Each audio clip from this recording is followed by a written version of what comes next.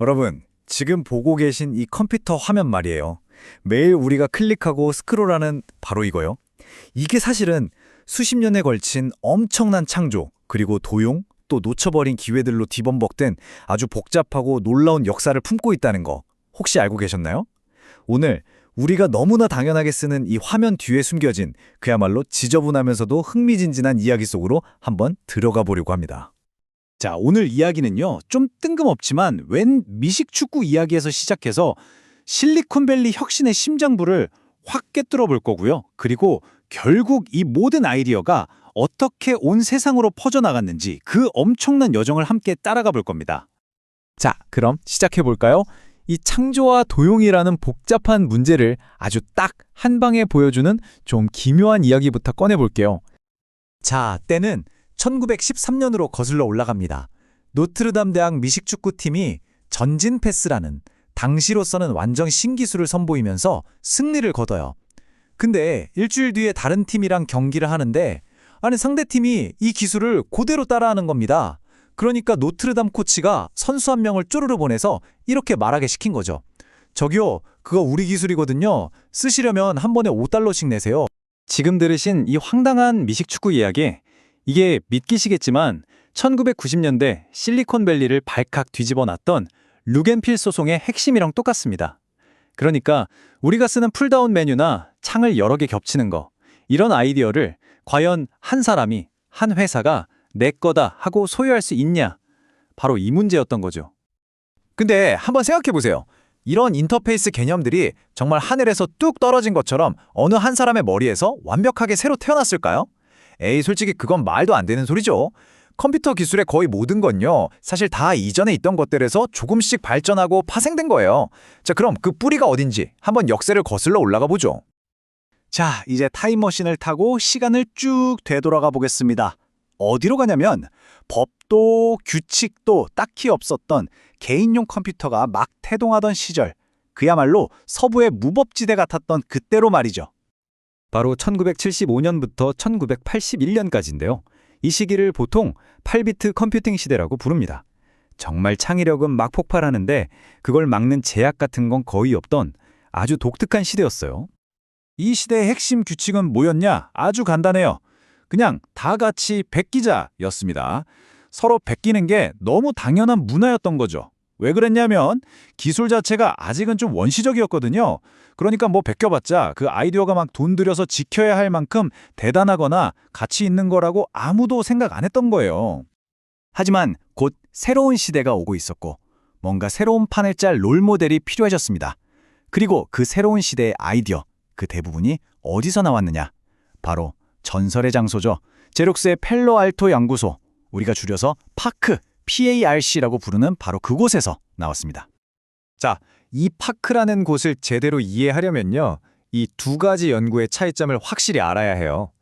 파크는요, 당장 내다 팔 물건을 만드는 그런 곳이 아니었어요. 그보다는 만약에 이렇게 되면 어떨까 하는 아주 근본적이고 장기적인 질문을 던지는 그런 기초연구소였습니다. 말하자면 미래를 위한 보험 같은 거였죠.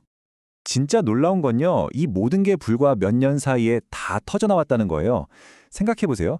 최초의 진짜 개인용 컴퓨터, 지금 우리가 쓰는 인터넷의 기반인 이더넷, 레이저 프린터, 그리고 이 그래픽 인터페이스까지, 와, 우리가 오늘날 쓰는 거의 모든 기술의 씨앗이 바로 여기, 파크에서 뿌려진 겁니다. 정말 말도 안 되는 천재들이 모여있던 곳이었죠. 이런 혁신의 한가운데에는 정말 독특한 리더가 있었습니다. 심리학자 출신의 비전가 밥 테일러였죠. 이 사람이 뭘 했냐면요, 일단 중간 관리자를 싹 다 없애버렸어요. 그래서 모든 연구원이 그냥 직접 부딪히고 소통하게 만들었죠.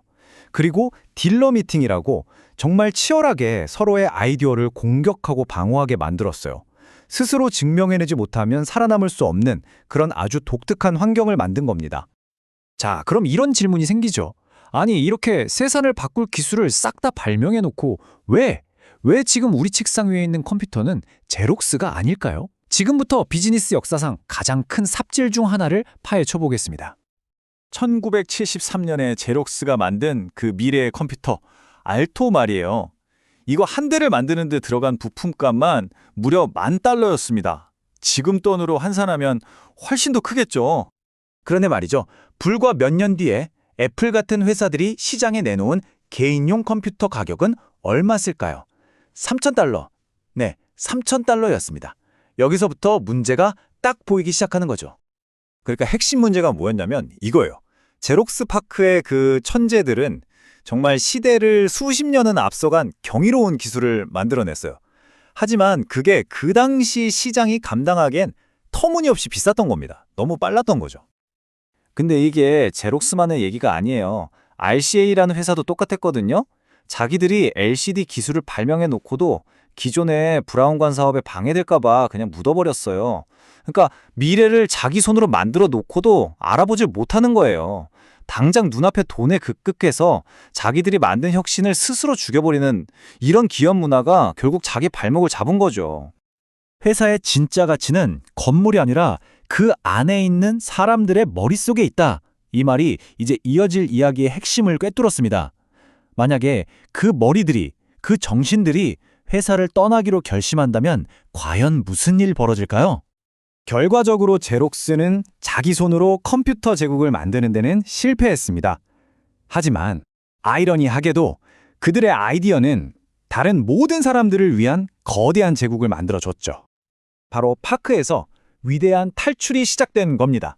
자기들이 팽생을 바쳐 만든 발명품이 창고에서 썩어가는 걸 본 최고의 엔지니어들이 하나둘씩 회사를 떠나기 시작한 거죠. 제록스는 이걸 몰랐어요. 회사의 진짜 자산이 서류 캐비넷에 꽂힌 특허 뭉치가 아니라는 걸요. 진짜 자산은 바로 그 엔지니어들의 머릿속에 담겨서 저 문 밖으로 걸어나가고 있는 바로 그 아이디어들이었습니다. 자, 이제 퍼즐 조각이 다 맞춰지죠? 맨 처음 이야기했던 그 룩 앤 필 소송으로 다시 돌아오는 겁니다. 90년대에 이건 내 거다 하고 그래픽 인터페이스 소유권을 두고 피 터지게 싸웠던 그 회사들. 알고 보니 그들이 싸우던 아이디어의 진짜 고향은 전부 제록스파크였던 셈이죠. 결국 이 모든 이야기는 우리에게 아주 근본적인 질문 하나를 던집니다. 기술의 세계에서 진짜 공로는 누구에게 돌아가야 할까요? 맨 처음 그 아이디어를 떠올린 발명가일까요? 아니면 그 아이디어를 우리 모두가 쓸 수 있는 실제 제품으로 만들어낸 그 비전가일까요? 여러분은 어떻게 생각하세요? 혁신의 본질이 과연 무엇인지 다시 한번 깊이 생각하게 만드는 질문입니다.